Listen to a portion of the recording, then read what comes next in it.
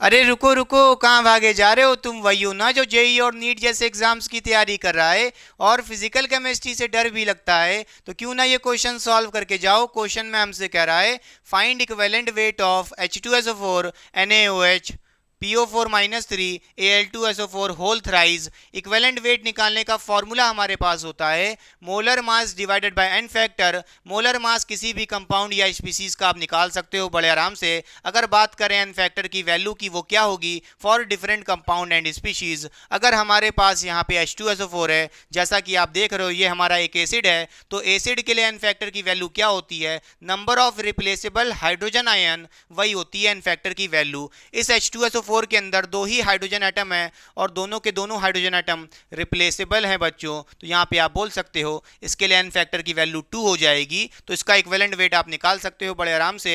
Molar mass को divide कर देना है एन फैक्टर से, जो कितना है बच्चों? 2 है।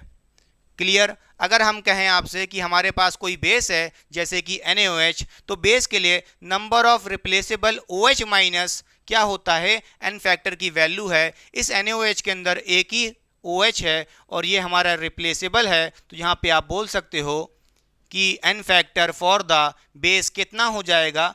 1 हो जाएगा। इसके लिए आप यहाँ पे कहोगे molar mass divided by n factor कितना है? 1। तो इसका इक्विवेलेंट वेट आ जाएगा बड़े आराम से। अगर हम बात करें हमारे पास कोई आयन है या रेडिकल है जैसे कि PO4 माइनस थ्री, तो आयन या रेडिकल के लिए एन फैक्टर की वैल्यू क्या होती है? वैलेंसी होती है। जो भी वैलेंसी होगी इसकी, वही उसकी एन फैक्टर की वैल्यू हो जाएगी। तो जैसा कि आप देख पा रहे हो इसके ऊपर चार्ज 3 है, तो इसकी वैलेंसी 3 हो जाएगी और एन फैक्टर की वैल्यू भी 3 हो जाएगी। तो इसका इक्विवेलेंट वेट आप निकाल सकते हो बड़े आराम से। Molar mass divided by n factor 3 बच्चों।